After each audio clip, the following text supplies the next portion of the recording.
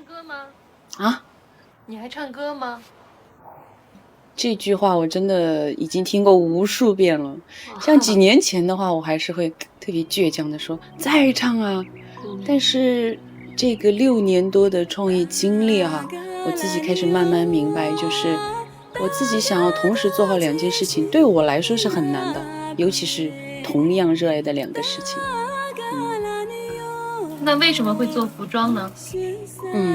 因为我觉得可能就是因为我们女孩子嘛，对吧？本身就爱美嘛，再加上我跟姐姐的话，对服饰本身就特别感兴趣。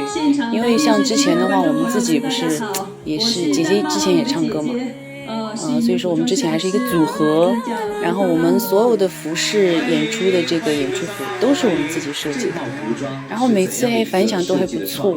然后呢，很多就是像其他歌手啊、演员也会让我们去帮他们设计，然后也会有人来问在哪儿做的呀，是买的现成的还是什么，然后我们就会说是自己设计的嘛。然后所以说我们当时在一起演出的一些歌手啊，还会让我们帮他们去做这个设计。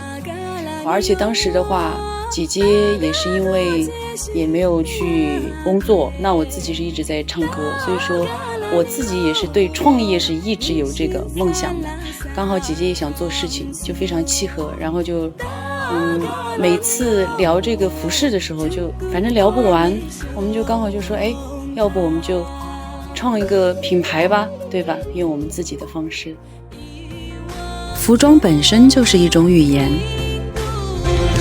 一种可以触摸的文化。所以你问我还在唱歌吗？